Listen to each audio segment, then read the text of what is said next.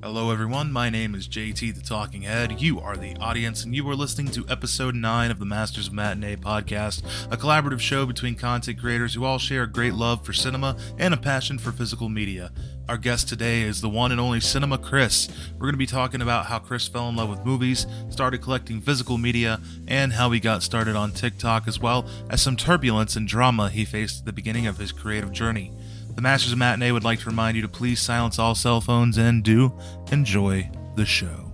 How's it going, everyone? I'm joined today with Cinema Chris, or Cinema Volt, whichever we prefer. How are you doing, my friend? Doing pretty good. How about you, man?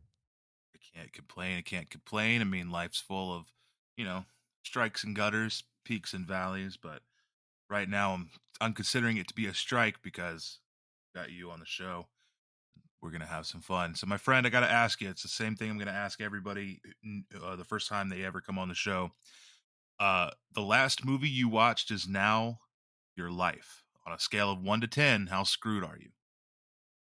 I am off the charts screwed, man. Last night, my wife and I watched Fall, and there is no way I would survive that situation. I haven't seen that yet. Is it pretty thrilling? I've heard really good things about it. I actually really liked it, and my wife's terrified of heights, so it freaked her out. She said she was sitting on the edge of her seat the whole time. Who's it got in it? It's got Jeffrey Dean Morgan and Mason Gooding from the two new Scream movies. Ooh, I'm not sure who the two main girls were played by. I've never seen him in anything before.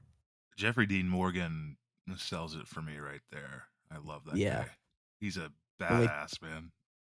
For sure. We turned it on and I saw him like, "Oh, this is gonna be a good movie." Oh yeah. I want him to play Thomas Wayne in Batman. The Flashpoint Batman. Are you a superhero fan? Honestly, not super into it. There's a couple here and there that I like, but it's not something that I watch too often. You might dig the like Flashpoint Batman. They're kind of setting that story up with the Flash movie right now, and it's where like Barry Allen as the Flash goes into pretty much goes into alternate timelines and stuff. There's a timeline that in the alley when Thomas and Martha Wayne died and got mugged. Instead of Thomas, it was Bruce Wayne and Martha Wayne that died. The muggers shot them, and Thomas lived, and Thomas became Batman. And it's brutal, dude. Like he's a Batman that's out for like not justice and shit. He's not out to protect people. He's on a bloodlust, man. He's a freaking killer, dude. He actually murders people. That actually does sound really interesting. That's something I probably would like. Yeah. So we have gotten to know quite a bit about you. Well, not even quite a bit about you, but more about your collection and stuff. We know that you really dig like grindhouse movies and horror movies and stuff like that. Who would you say? I personally know the answer to this, but who would you say is your favorite like director? I'm gonna set this up even more for you. Who is your favorite directors that are maybe perhaps a set of sisters that make horror movies? Yeah, that would definitely be Jen and Sylvia Soska. I love all of the stuff they make. I think I have only seen American Mary from them, but I loved it. It was like one of the coolest body horror movies I've ever seen in my life. For sure, that's definitely their best movie, but man, you gotta check out some of their other stuff. It's all worth the watch. Some of it's a little cheesier than others, but they're all good. So, did you ever see that show they did, Hellevator? I think it was called Hellevator. Yes, and I'm so disappointed that I can't find anywhere to watch it now. Wasn't it on Netflix for a while? I think that's where I watched it. It was on there for a little while, but then they took it off and now it's not on anything and you can't buy it and it kinda sucks. Yeah, that does suck. I mean, for anybody who doesn't know what it was kind of like one of those like haunted house type game shows, like Fear Factory, but maybe a little more. It was more less toward the gross stuff and more toward the like I'm getting chased by a chainsaw maniac type thing. Like honestly, something that would be more considered like an extreme haunted house. Like it's not like your cheesy your neighbor's backyard cheesy haunted house that they set up every year at Halloween. Like it's more of a professional level type haunted house that they send people through, and it's I would be terrified going through that shit. Oh yeah, for sure. It's like they dropped you into Friday the 13th. Yeah, yeah, that's a really good explanation of Elevator. I mean, I haven't seen that show in forever. I remember I watched like every episode when it was on Netflix, and I loved that show, man. So, what would you say other than American Mary? What are like the three essential Soska Sister films that if you were trying to get somebody into the Soska Sisters, obviously I think everybody would say American Mary, but other than American Mary, what are those three movies that you would recommend? You definitely got to watch their first one, which is Dead Hooker in a Trunk. That's the cheesiest one because they had a really low budget for it, but it kind of shows you the evolution of their style of movie making. And then I would also go for Rabid and See No Evil 2. I did not realize they made See No Evil too. Yeah. I love the first one. I know that it gets a bad rap, but I love the first one, and I'm a big wrestling fan. So Kane, the wrestler, was in the first one. He was the killer. Yep. What was his name? Jacob something in the first movie.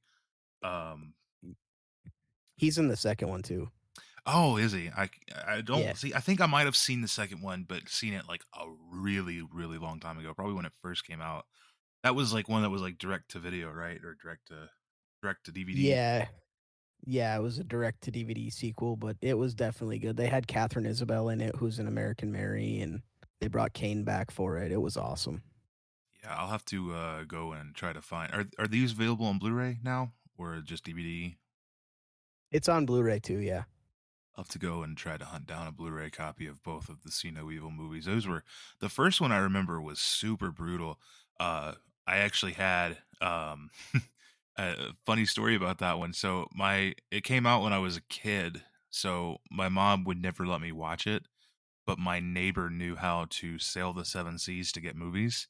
So he made me a burned copy of that movie, and I still actually have that somewhere. I believe it might have got thrown away, but I had that for years, and it was just one of those things where like I watched it as a kid, but I never bothered to go ahead and rebuy it, which is kind of shameful for a physical media collector nowadays. But I never bothered to go ahead and rebuy it, so now I feel like I owe it. I owe it to WWE Films to, Yep, to definitely. to repay my debt of pirating. Don't pirate, kids. We don't unless of course it's a a streaming show that they're never gonna freaking release, or one that they removed for a tax write off. Yeah. Looking at you, Warner Brothers Discovery. But yeah, that's really interesting, man. And you have quite a like signed collection from the Soska Sisters, right? Yeah, I've got four things. I've got a American Mary signed copy, a Dead Hooker in a Trunk signed copy, a bone saw signed by them, and then a bumper sticker for Dead Hooker in a Trunk signed by them. Have you ever got to like meet them like at a convention or anything? Unfortunately, no, because where I live, there's nothing anywhere near me that does that. Oh man, like I'm kind of in the same boat. Like, um, the biggest convention that I believe comes around me is like in my state's capital, like 2 hours away. I think the biggest like horror icon that they have that has ever come there is Tyler Mane, who played Michael Myers in the Rob Zombie Halloween movies. Um, Okay, yeah. However, I did get to sort of meet Bill Moseley. We have this show every summer called Metal in the Mountains. That's out in like this guy owns this out in the middle of a state park. He owns this like venue that he hosts live music at all the time. And I've seen like Insane Clown Posse there, and I've seen a bunch of other people there. And he hosts this thing called Metal in the Mountains. And before that, he did a show for the band Mushroom Head. I don't know if you've ever heard of Mushroom Head, but they're this really awesome metal band that are like they kind of look like Slipknot, but they're not as heavy as Slipknot. like all masked and shit. And this show was half music festival with Mushroomhead as the headliner, and then half horror convention.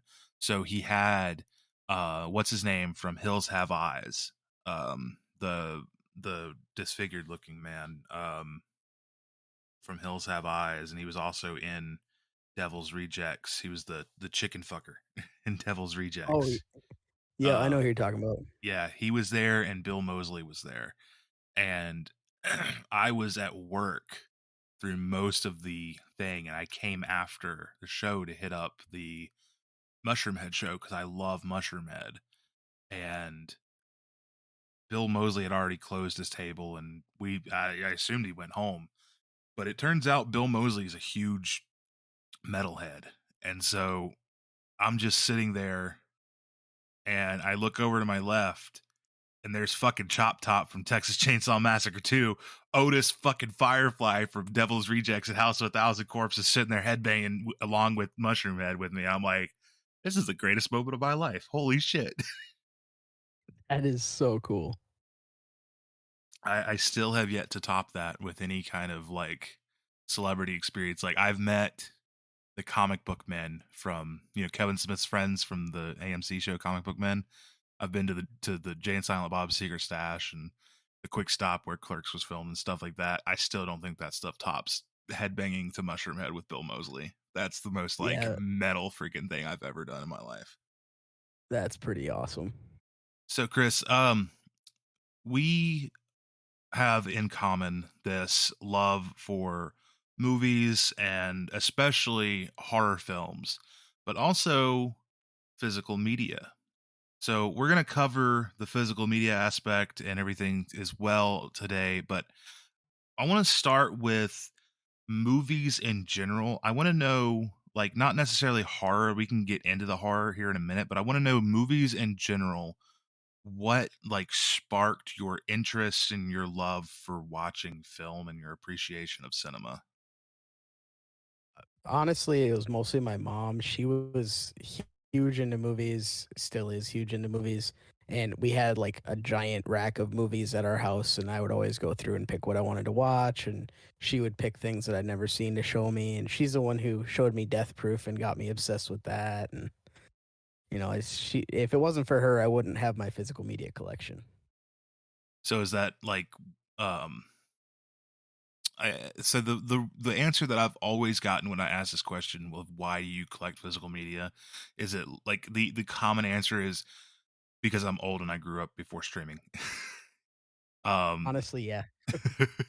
like that's like I've got that answer from every one of the other masters and as far back as my father. Like my father collects is a big physical media collector from movies to books to uh CDs and everything.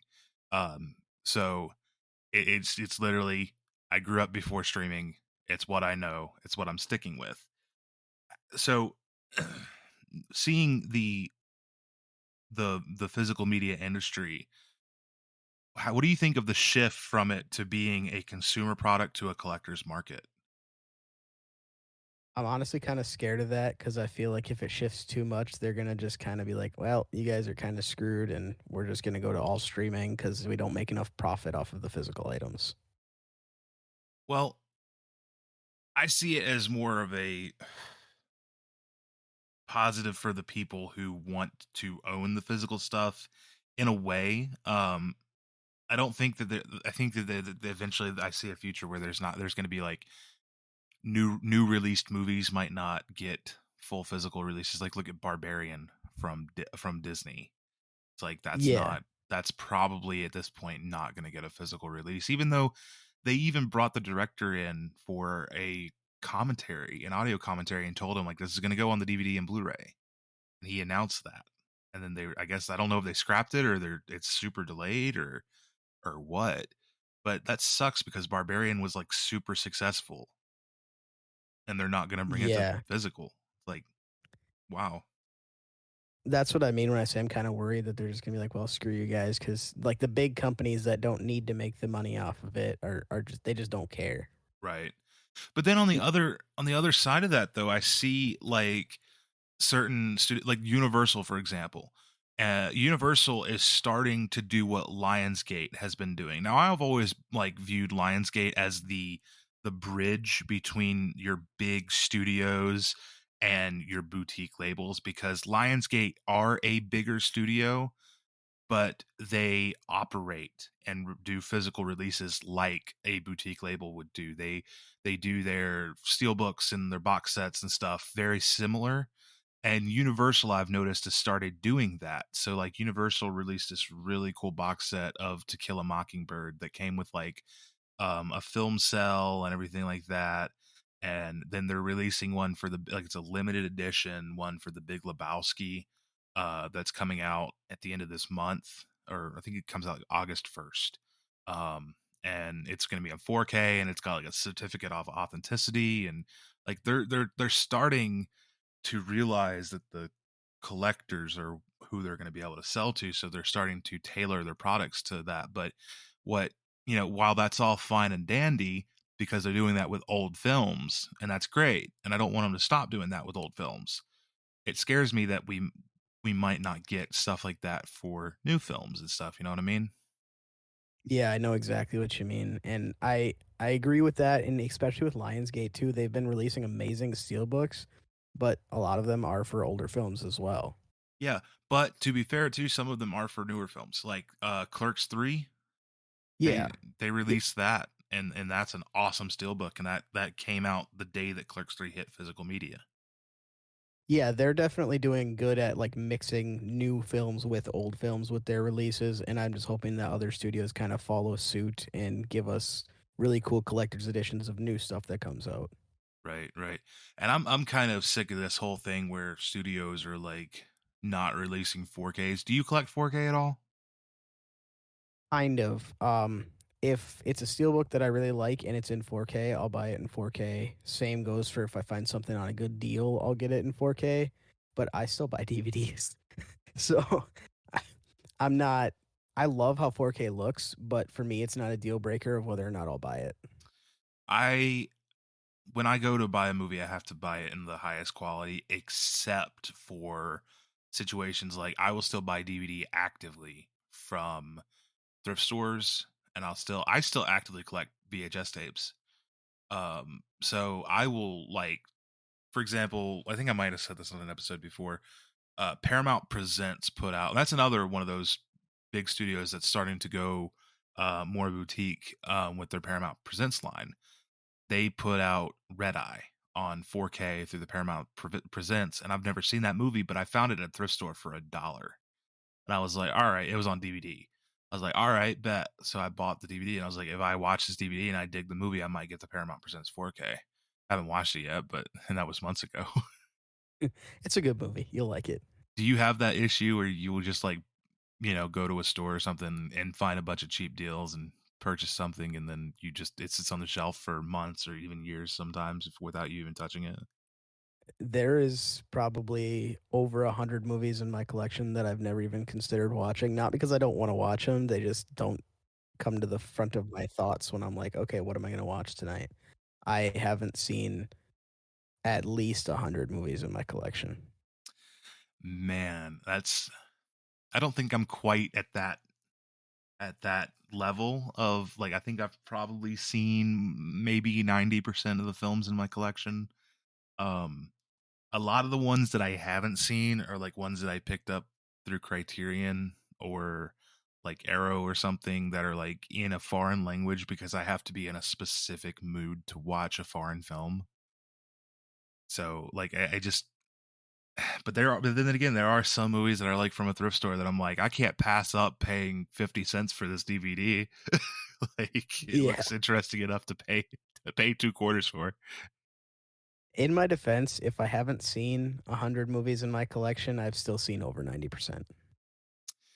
So would you say, in that case, just judging from statistics alone, do you think that you probably have over 1,000 in your collection?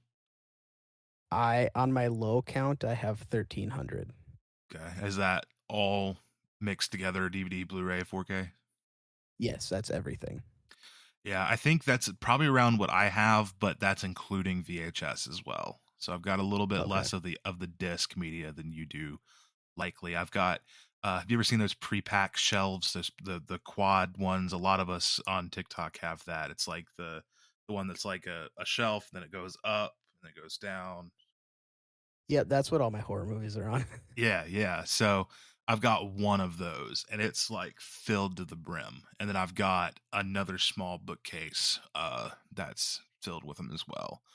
Okay. So probably optical media around 1,000, and then I probably got like 200 VHS tapes. I only have one VHS. What is it? Titanic. Oh man, you telling me you're not going to donate that to Titanic fan 97? I have 2 sitting here to send out to him, actually. Oh, do it. Do it. Get that shout out, sir. Get that shout out. He'll put you in the book of Jack. He'll protect it. Dude, I love that guy. He was one of the first like physical media like collectors that I followed on TikTok. And I followed him, and I always like to poke fun at him, and I'm saying like, "Hey, this guy's dangerous. Why is he dangerous?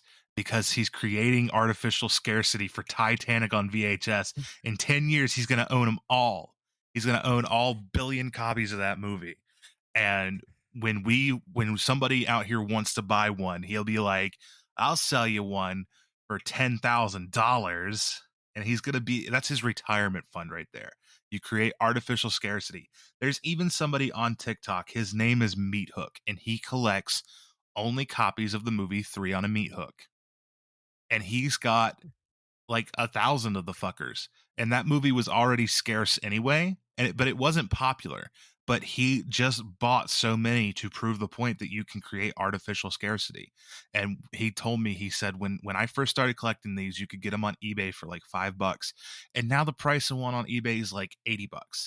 Like, just because he's collected them so much. He's got probably most of the physical copies of that movie that were ever printed, and he That's owns the crazy. market for it. And I'm like, that's so brilliant. That's like Dr. Doofenshmirtz level of freaking brilliance right there. I'm like, It totally is.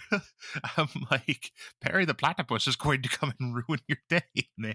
Be careful. Oh Oh, that's man. awesome. But so like, do you have like a count of like how many, like, the differentiation between Blu-ray and DVD? Like, how many Blu-ray would you say you have?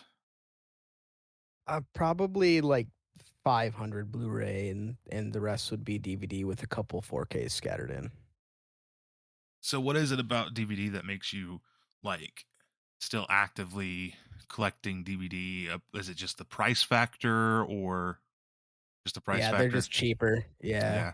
See, I want to ask that to Mo from Monique's Movie Madness, and also, do you know DVD Dallas? Mhm. So I want to ask that to him, because they both, like, Mo collects.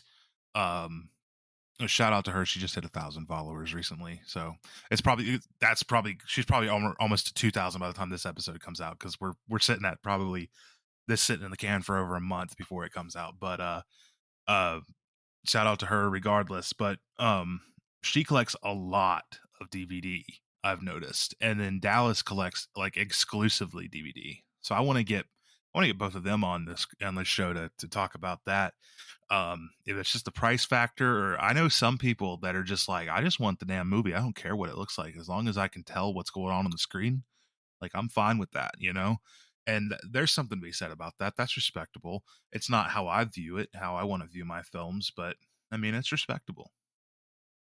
Yeah, see, I definitely can tell that 4K looks way better than DVD, but when I go to the store and the DVD's $10 and the 4K is 30, I can get 3 DVDs instead of one 4K.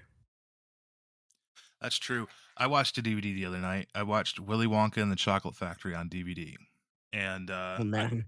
I watched it on my 4K player on my PlayStation 5, and the PlayStation 5 will upres DVDs to at the bare minimum 1080p, but it looks really nice. And I was like sitting there looking at this DVD of Willy Wonka, and I'm like, man, this looks crisp as shit. Like, it looks good for a DVD. It was almost Blu-ray quality. And it's kind of like amazing what modern technology with these modern 4K players and TVs and stuff can do. And I'm just like, I wonder what would happen if I put this in like an actual dedicated like Panasonic UB 9000 4K player. If it would up-res it to to nearly 4K for me. I'm like, I would never have to buy a freaking 4K disc again. I've noticed that too watching DVDs on my PS4. I'm like, this looks better than the last time I watched it. Is that is that what you watch? What do you watch 4Ks on, or do you even have like an actual 4K player? No, I just watch them on my PS5. Okay, gotcha. Yeah, I there's a lot of ups and downs to watching on a PS5. I think Jeff from Films at Home. Do you watch him on YouTube at all? He's a Yeah. really cool YouTuber. He did a really good video, kind of breaking down the peaks and valleys of watching 4K on a gaming console. And of course, like the biggest plus is that it's super like consumerist. It's you get all this stuff in one: a 4K player, a gaming console. It's you get, and then it's a streaming machine as well if you want to watch your Netflix or your HBO or whatever. But then he kind of broke down like some of the downsides, and it's like no Dolby Vision. Like, have you found that to be like a frustration at all? Because I tell you, some of the 4K discs that I watch, especially the ones that I get and I watch to review on my YouTube channel, are like not having Dolby Vision is starting to become a real pain in the ass. I'm not gonna lie, honestly, I don't notice enough to notice that I don't have it. Um, with the small amount of 4Ks that I have, it's not something that's really a main thing that I watch for because half the time my wife will grab the movie and I don't know if she grabbed a 4K or a Blu-ray or a DVD until like we're watching it. I wish I could live in blissful ignorance of like that. I try because then it makes it easier for me to buy DVDs. So like whenever I am 100% the kind of guy though that if something is streaming, even if it's like streaming in 4K and I only own it on DVD, I will literally tell my wife, "No, grab the DVD. We're going to watch it physically." I'm the Like same way. I will 100% watch something on DVD over streaming it any day of the week. I'll ask my wife to pick a movie and she'll pull out her phone and I'm like, "We have a movie room with like 1,300 DVDs in the other room. Go look for one." It's like you're scrolling your phone. Bitch, we got a library. Exactly. And I'm like, "You haven't seen over half of the movies we have. We need to fix that." That's how, that's how my wife is, man. It's like I will literally send her over there. I'm like, she's like, "What do you want to watch?" I'm like, "I don't know. What do you want to watch?" We go the whole SpongeBob route because I'm like, you can stand at that shelf for 5 minutes and maybe find something, or we can scroll Netflix and Paramount Plus and Stars and HBO and Peacock and Showtime for an hour trying to find something. It's like it's starting to become a curse with streaming because it's like all of these movies at your fingertips. You can't figure out what the hell to watch. Oh, for sure. It just makes it harder to pick one thing. Yeah. Like I use streaming mostly for television shows because I don't want to collect television shows. Like I have a few, but they take up so much room. And then the few that like I know that I would like to keep forever because if they ever left streaming and I can't watch them, I would be heartbroken. Like How I Met Your Mother, for example. I own How I Met Your Mother, and I own the David Tennant run of Doctor Who and Game of Thrones. It's like in Breaking Bad, and like that's it. Because I'm Yeah. like, if there's ever a time where I can't stream like those shows that are like my favorite shows, I'm gonna be a really sad camper. But other than that, man, like streaming is perfect for television. And it's also Yeah. perfect to watch a movie that like I don't know if I'm gonna dig. But I can watch it on there, and then if I dig it, then I'll buy it physically and I'll never watch it on streaming again. Yeah, exactly. I like streaming shows mainly because if you're gonna binge it, you don't have to get up and change the disc and watch that intro every single time. Whereas streaming, you can just skip the intro, go to the next episode, and it's much easier. We have the full series of The Nanny on DVD, and it's one of my all-time favorite comfort shows. And I have a like 19-inch CRT TV hooked up with a VHS player and a DVD player hooked up to it. And so I like my wife and I have made this plan that all these shows that we love from the 90s we're actually going to buy physically and watch the DVDs on this little TV. And it's like we found that it's like such a great way. We'll silence our phones and it's such a great way to like turn off and disconnect from society and feel nostalgic and kind of transport ourselves back to the 90s and stuff or the early 2000s in a way. And it's like it's just a great feeling. Do you guys do anything like that, like anything similar to just kind of disconnect you from the modern world? I wish I could get my wife to be off of her phone for an entire movie. That is a feat that you have mastered that I have yet to master. Oh, I have not mastered it, I can tell you. I can tell you I am still a young grasshopper. I, because we will be watching something like I will be so excited, right, to get like a 4K or something in. Like and I'm like, "Oh my god, I can't wait to watch this." And she's like, "Yeah, this looks really great." And then we'll be 30 minutes into the movie and I'll glance over at her and she's scrolling freaking Facebook and I'm like, God, Yep. get off your phone. Watch the movie. We paid $35, $40 for this boutique 4K Blu-ray. Watch the movie. Dang it. Look at look at the bit rate. It's so pretty. The HDR, it's the colors are exploding in your face. It's way better than stupid cat memes on Facebook. Damn. My wife has really bad ADHD, so I thought getting those lights for behind my TV that kind of go with the show that's on would distract her a little better. Did it work at all? It worked at first, and then she just ignores it now. See, my wife is the same way. She's hardcore ADHD, so she has problems focusing on a movie. And like the biggest downside for that for me as a cinema fan is that when I'm trying to watch something with her, it's almost never anything foreign. Like I have a hard enough time getting in the mood myself to watch a foreign movie. And I love foreign cinema. It's just like I have to be alert enough to be able to pay attention to the screen and read subtitles at the same time. Oh, I And feel that.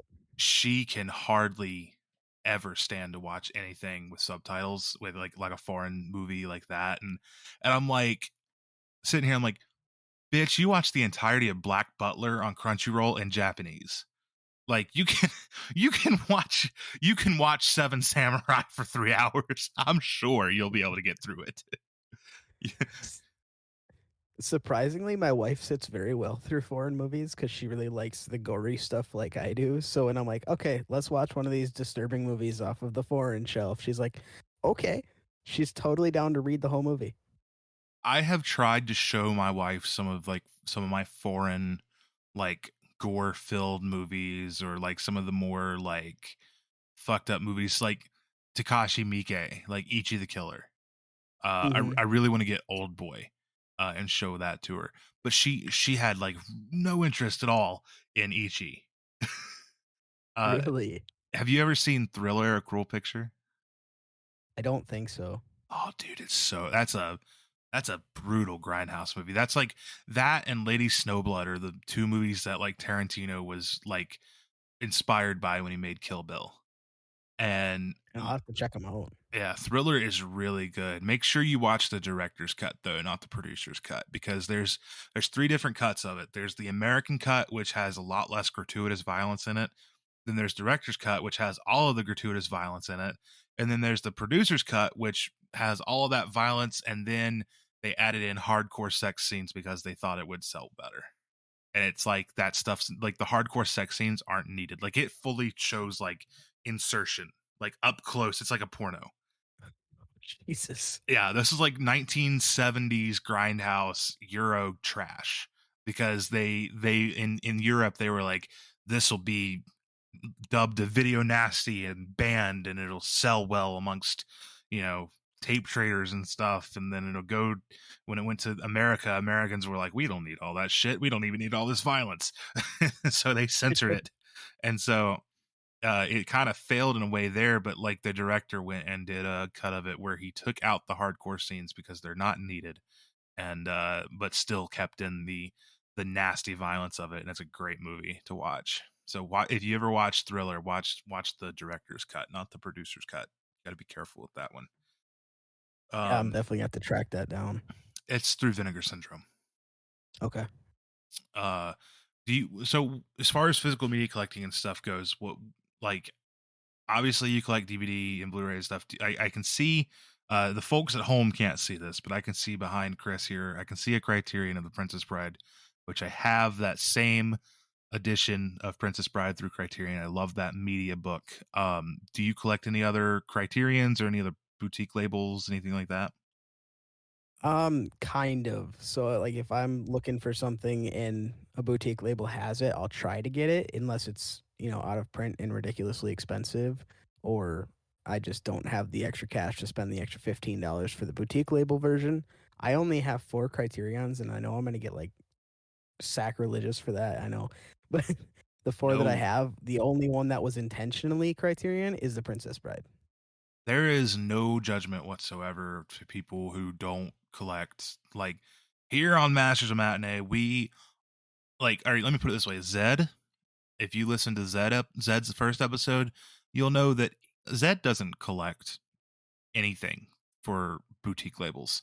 His entire collection is built from Goodwill, other thrift stores, and eBay.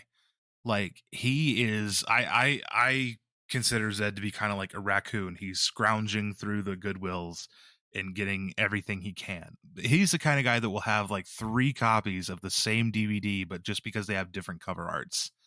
That's how Zed has built his collection, and mad Yeah. respect to him for it because that's what makes him happy, so if you don't collect, like if you don't actively collect Criterion, then I don't hold any judgment. It's not for everybody, and Criterion's, like, to be honest, Criterion's catalog is not for everybody. They've only really started recently releasing like more mainstream movies that more people would find accessible, but for the most part their films are very artsy or indie or foreign, and that's not for everybody. I like the foreign stuff, and 2 of my criterions are foreign movies, and the other one is a quote unquote artsy movie. So it's mainly their catalog as to why I don't really have a lot of Criterion movies, honestly. What are the other 3 that you have other than Princess Bride? Antichrist, Funny Games, and Solo. Solo, that one's going for a lot of money. It's out of print now. Yeah, I got it before it went out of print. I'm actually, because I know that some Barnes and Noble still have copies of them. So I'm going to my Barnes and Noble here in about a week because I have to travel like an hour to get to mine. And I'm gonna see if they still happen to have a copy of it. If not, I'm not gonna be too disappointed in it because I know that there's a foreign release of it. I think through maybe like BFI or something like that released it.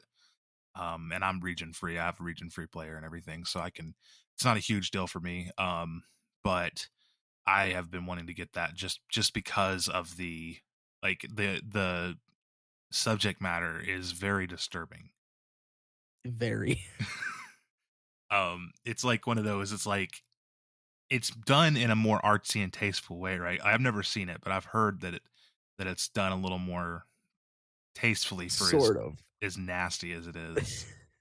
It definitely, if they wanted to make it nastier, they could have. So they were kind of tasteful in some aspects, but then there's scenes where you're like, how did this even get released? Yeah, dude. Like I don't know, man. And I've heard Funny Games is pretty good too. Who's the director on Funny Games? Is it Paul Thomas Anderson? I think so. Honestly, I've only seen it once, so I would have to go look at it to find out.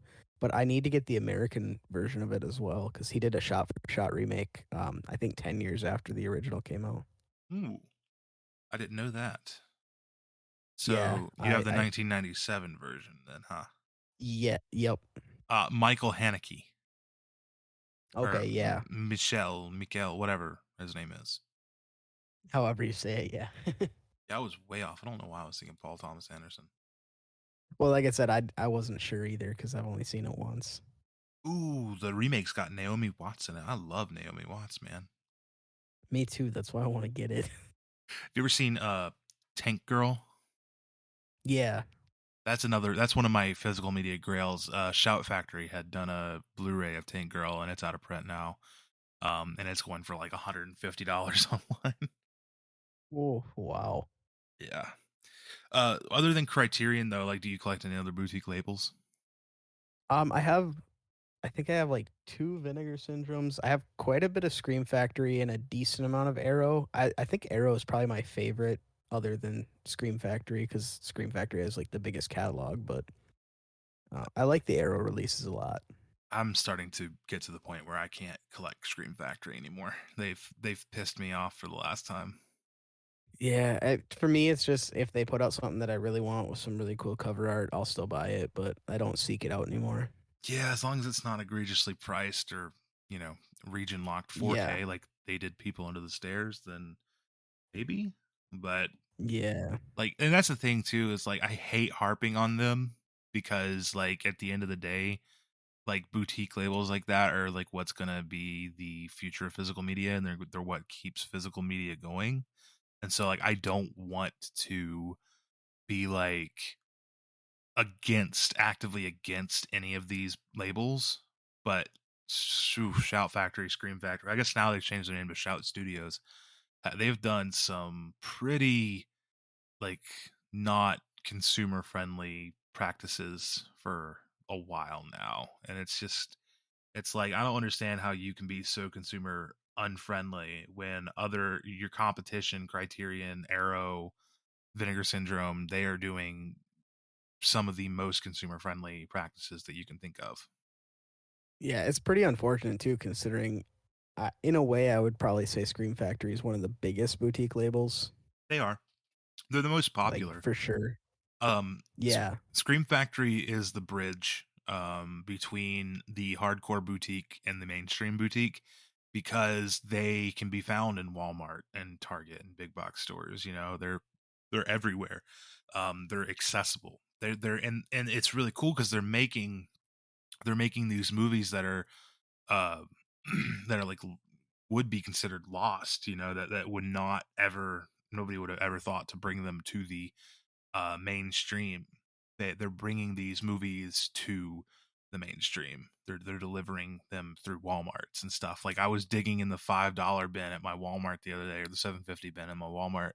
There was a DVD copy of Motel Hell, old Grindhouse '90s Grindhouse movie, cheap ass movie, on DVD, and I'm like, what reality is this where I'm finding this at a freaking Walmart, man? Like, it was kind of cool. I was like, this is that great. is cool. I actually thought That about is getting awesome. it for a giveaway, but I passed up on it. I'm kind of kicking myself for that now. But so I want to kind of move on a little bit. We've talked a little bit about your love for movies and everything, as well as the physical media aspect. But the reason that you and I are sitting across from each other right now, digitally, not actually sitting across from each other, um, is because there is this amazing community on TikTok that is dedicated, absolutely dedicated to physical media collecting. And it's become more than just that to me and to a lot of others. It is a group of people who are, it doesn't matter. I've found that it doesn't matter what the follower count is. It doesn't matter how many views you get or likes you get. We're all kind of one under this one umbrella. We all kind of realize that what we collect and what we talk about is super niche. And so there's no like fame factor to it.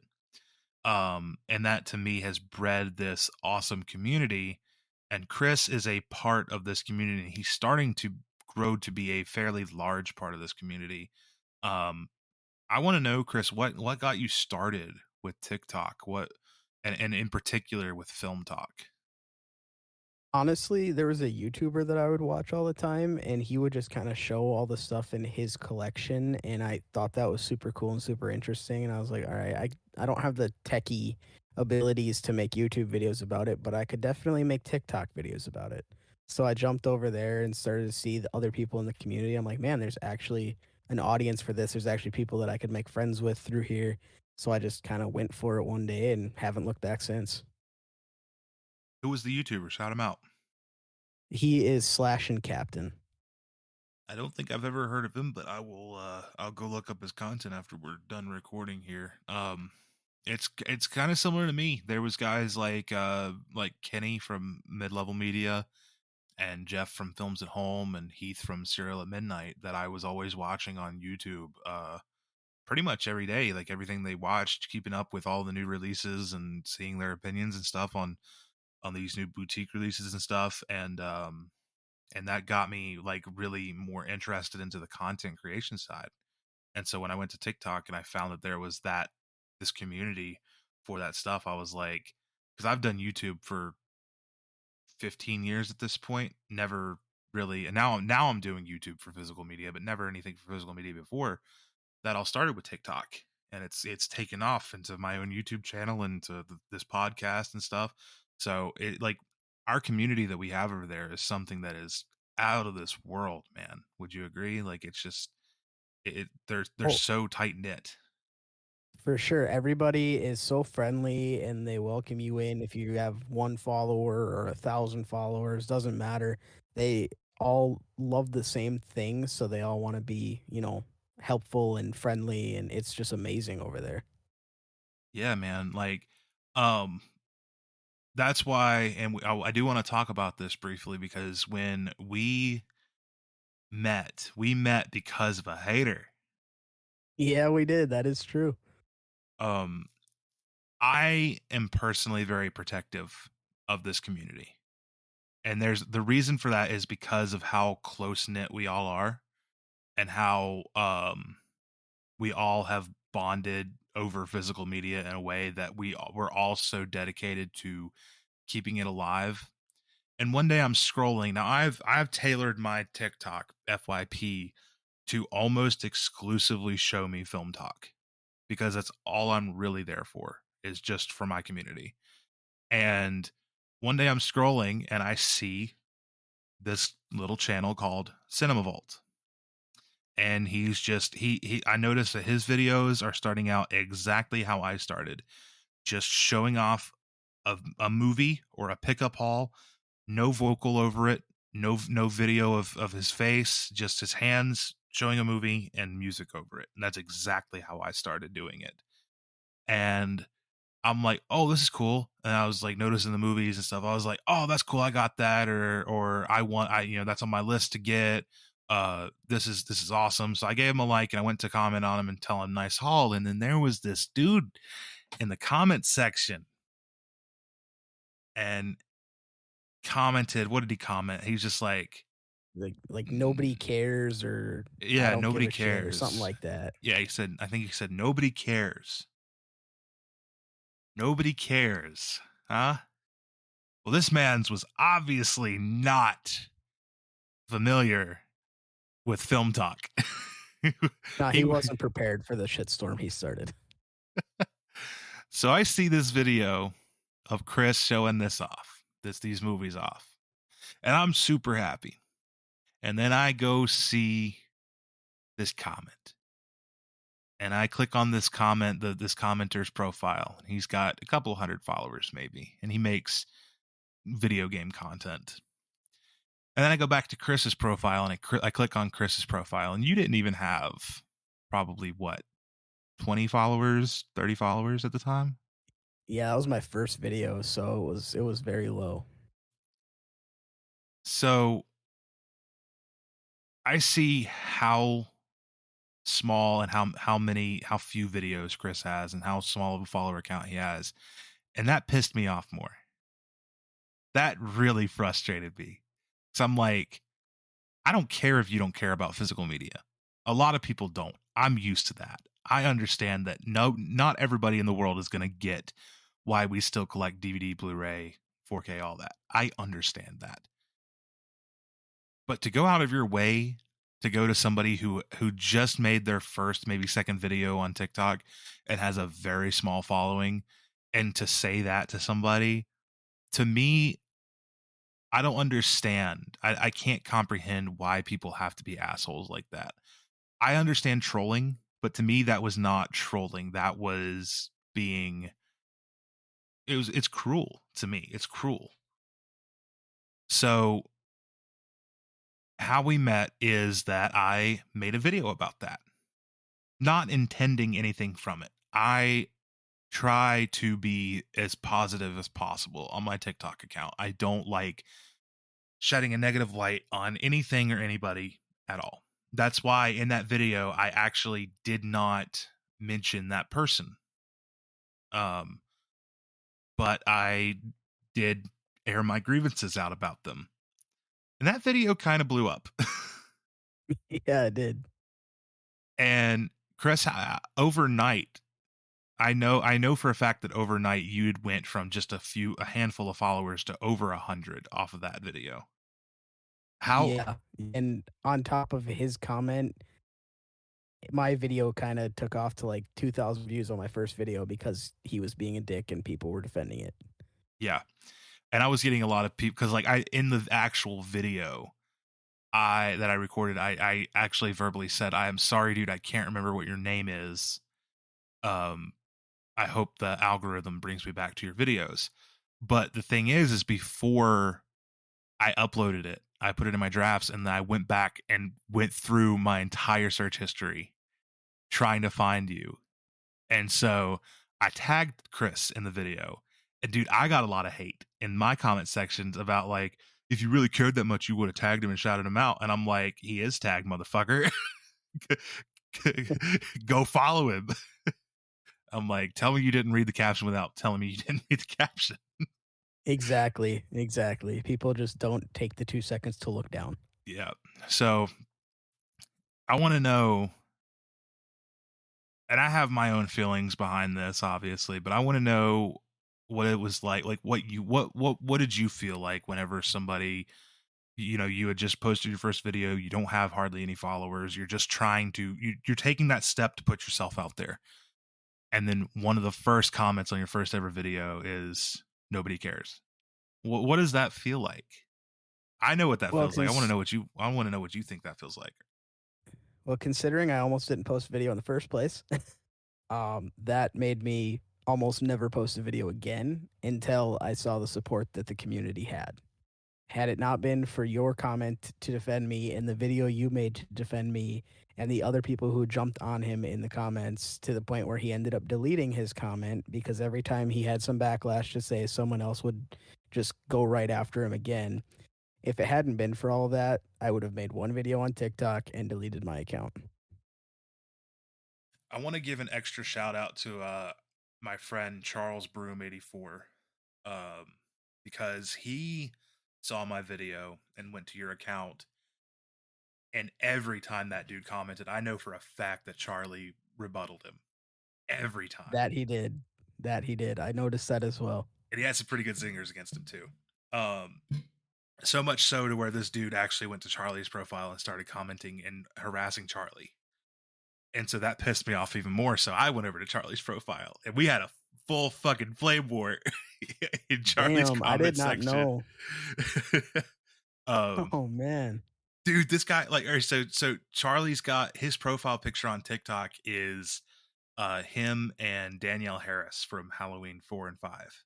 And this dude called Charlie a pedophile for having a picture of him with a younger girl and shit.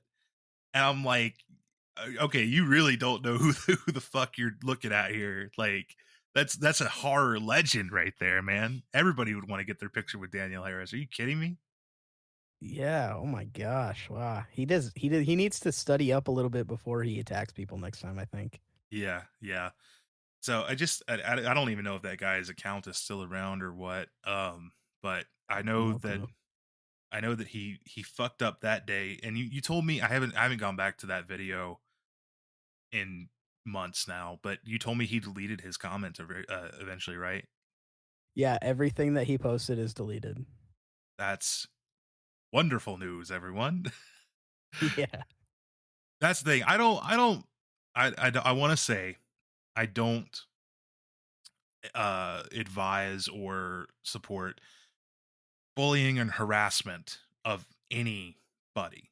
It wasn't my intent to create a whole cavalry of people to go and do that. I didn't think that video would get more than 100 views, maybe, because, and I was literally just airing my frustrations because it felt like somebody was attacking my community, and our community is, physical media collectors are rare these days. It's like when you find one, you want them to make sure that you want to make sure that they know that they're welcome in your community.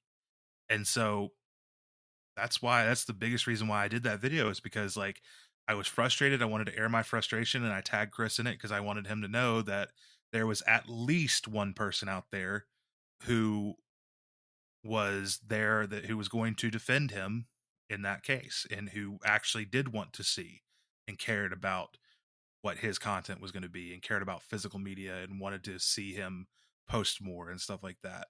um when you saw the reaction from Film Talk, and saw all these accounts and stuff go and follow you and uh defend you in both my comment section and yours, what was that feeling like? I mean, because you had just said that you were like, when that guy said that, you were like about to delete your TikTok, and then all of a sudden you get this flood of probably a few hundred people all of a sudden marching in your name. Like, what what does that feel like? It was awesome. I have never been part of a community that was actually that kind of supportive and was there for you no matter what. And even though I just joined that community, everybody was like, "Oh hell no, this ain't happening. Like we aren't gonna stand up for this." And between you and Charles and everybody who just jumped down that guy's throat and followed me because of it and helped me gain. Now I just hit over 1,000 followers. Did my 1,000 follower giveaway. Speaking of, Monique won that. So again, shout out to Monique. Very um, nice. I just won one from Monique, actually. oh, nice. Yeah. I think she won three the week that she won mine. Dude, I've won 3 this week, or these past 2 That's weeks. insane. I won one from that Canon guy, and then I won Monique's 1,000 follower, and then I won Jesse's, I think it was his 1,000 follower as well, when on his new account. And That's I'm like, awesome. I need to go play the lottery. I've never won anything in my life. It's like I need to go play the fucking lottery, and then because I'll probably never win anything again. Yep, I feel that. But yeah, if it wasn't for the support of the community, man, it was crazy. I couldn't believe how many people were actually a part of that community who didn't want to put up with that kind of bullshit.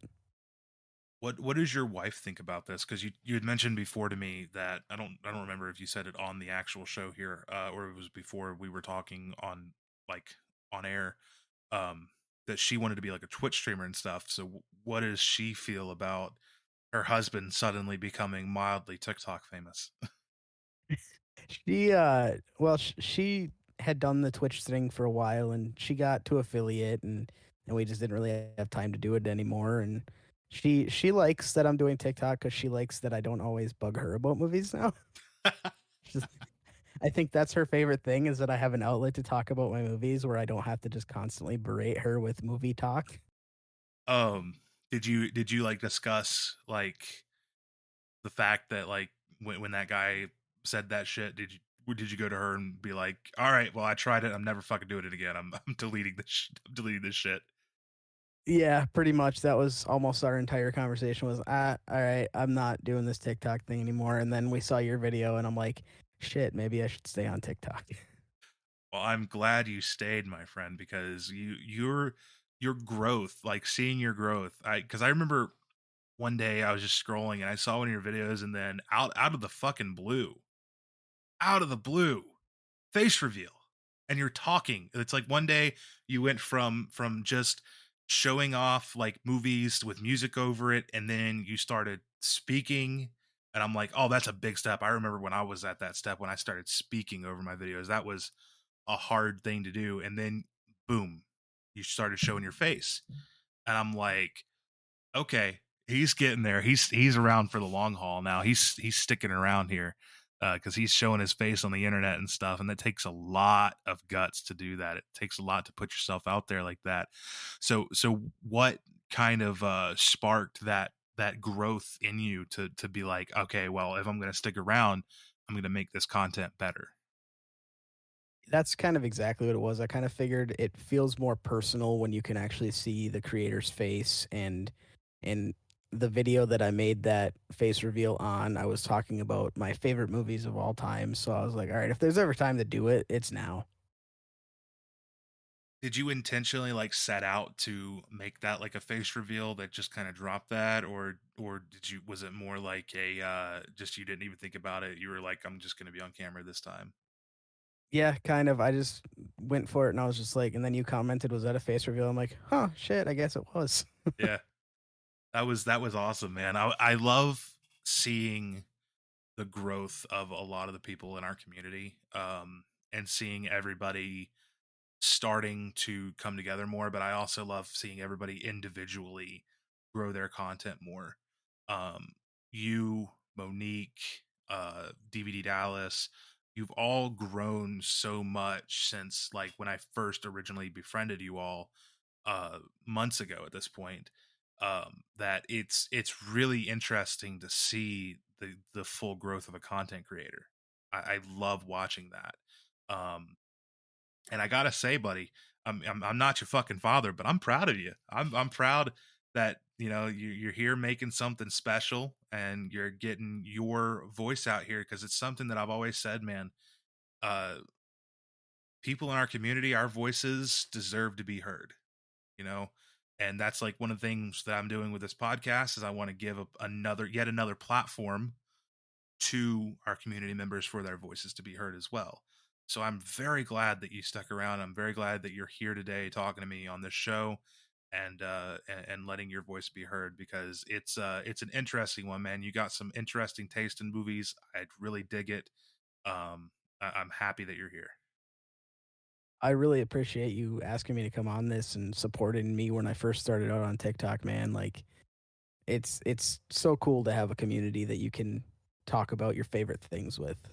Oh yeah, I've always akin it to show and tell. My dad asked Yeah. me one time. He was like, I just don't get it why people do these unboxings and stuff online. And he's like, and I'm glad that you're finding an audience doing it, but I just don't understand it. I'm like, Dad, you remember in elementary school show and tell? He's like, yeah. I'm like, remember that feeling, that really fun feeling that it was to tell a whole bunch of people about something you really dug? And he's like, yeah. I'm like, I found a way in my fucking late 20s to recreate that feeling. And he's like, and it just, I saw it click for him. He was like, oh,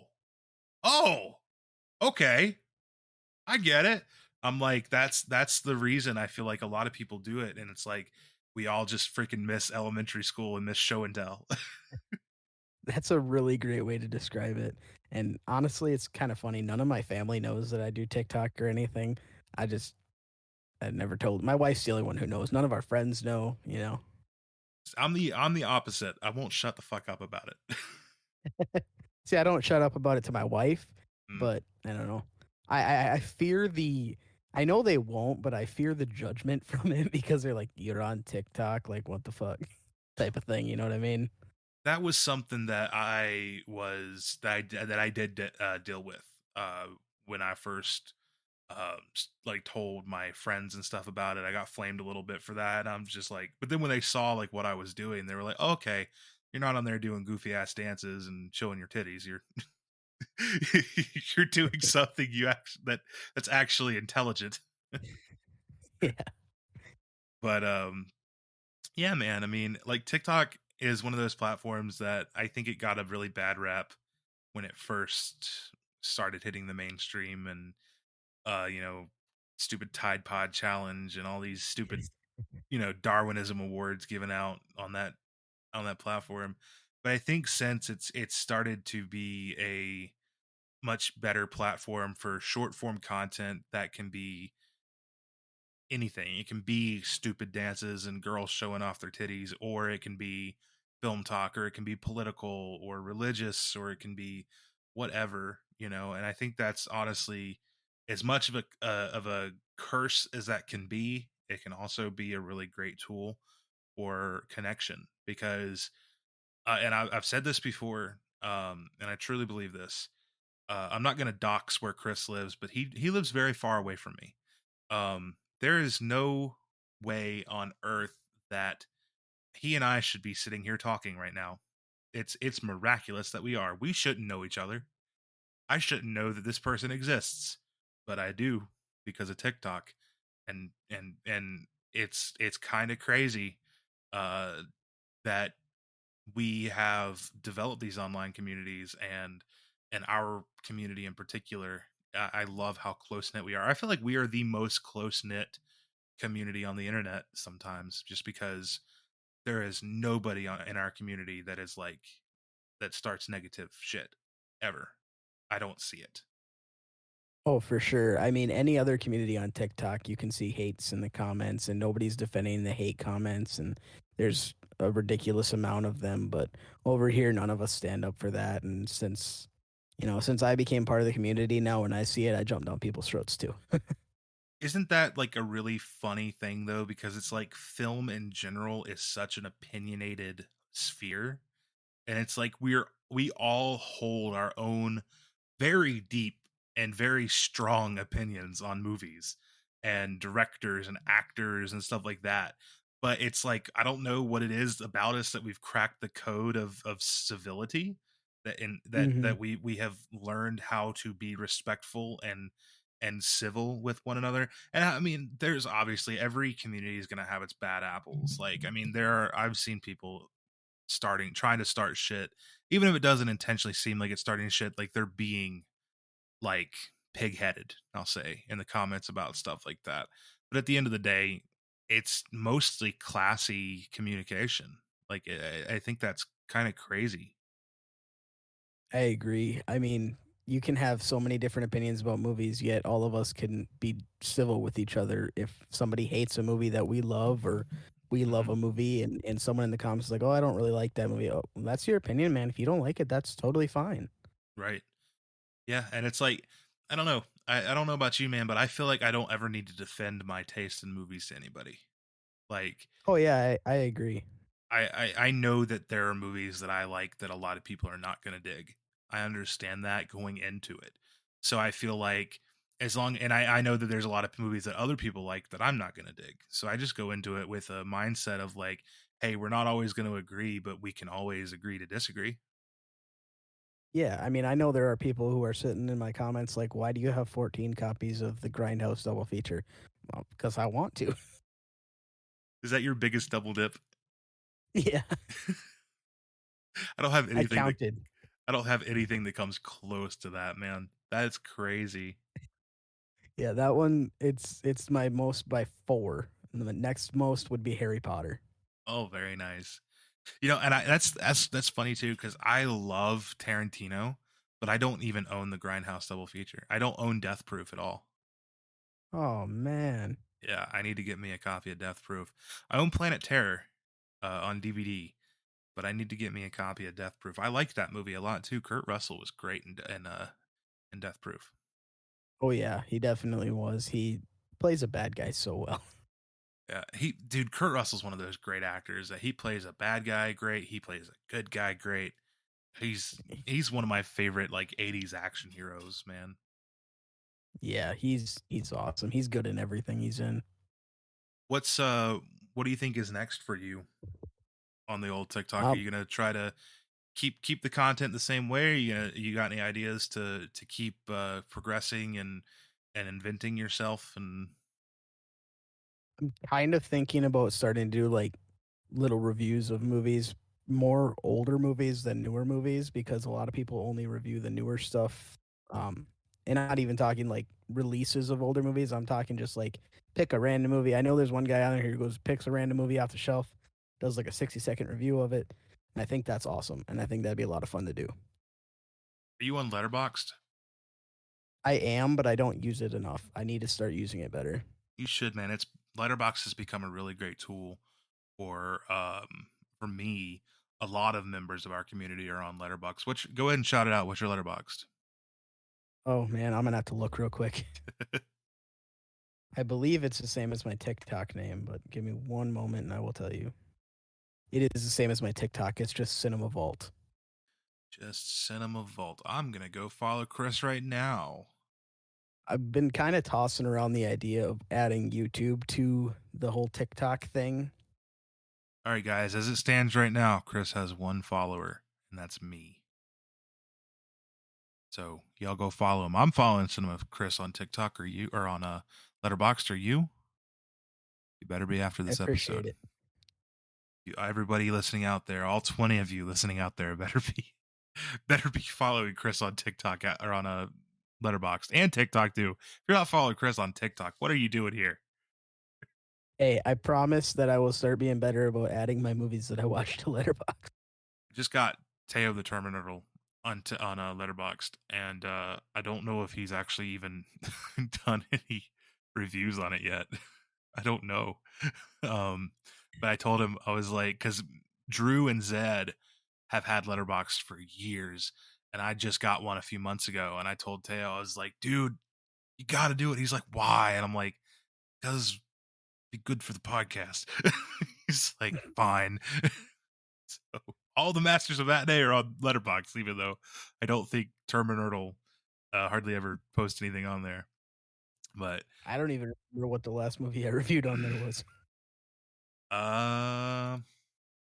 Harry Potter, no, Joyride. Oh, okay, yeah. Joyride, Princess Bride, Big Fat Liar, and Pink Flamingos. Hey, Pink Flamingos, I hear that's a pretty good movie. That's a John Waters movie, right? Yeah, it is. It was interesting, that's for sure. Yeah, I know that's got a Criterion copy that I've had on my list to get for a while. But hey, man, I'm gonna go ahead and cut it here. Chris, I want to thank you so much for coming on. This is a great conversation. I'm glad that you're still on TikTok. I'm glad you're here talking to me. This has been an absolute blast, and I hope you'll come back on the show soon and talk to us. Yeah, definitely. It was a lot of fun. I really appreciate you having me on. Go ahead and shout out all of your socials and stuff, and for your information, I think that you should go ahead and start doing YouTube as well. I'll think about it. I don't have the techie capabilities, so But yeah, man, go ahead and shout out your TikTok, your Instagram, all that stuff, everything that you want people to follow you on. yeah, my TikTok is Cinema Vault and my Instagram is Cinema Vault 66. Hey, you heard it here first, folks. Cinema Chris. He's a great talent, a wonderful man, and a great physical media collector, and an awesome part of our community that we are all very happy and lucky to have him to be a part of. Chris, once more, thank you so much for coming on today. And yeah, everybody, have a great week. Boy, that was a fun episode. I am so incredibly thankful and grateful that I got to have a chance to sit down and have this great conversation with Chris. I'd like to thank Chris for coming on the show and also let you, the audience, know that we here at Masters of Matinee are starting to bring more people from the community on the show as guests. So drop a comment and let us know which creators from TikTok or YouTube you want to hear from. We'd also like to thank everyone who's been listening along and would like to remind you to go ahead and follow Masters of Matinee on YouTube, Spotify, Apple Podcasts, and Google Podcasts. Special thanks to this week's guest, Cinema Chris, who can be found on TikTok at Cinema Vault. Don't forget that all four Masters are now on Letterboxd. Come see what kind of movies we've been watching, and be sure to leave a comment and let us know that you listen to the show. Their links can be found in the description. Remember to also follow me on TikTok and YouTube at JT the Talking Head. Thank you all so very much for listening to this awesome collaborative effort of four guys who just want to talk about the things they love, movies and physical media. Be sure to join us next week and every single week on Blues Day Tuesday.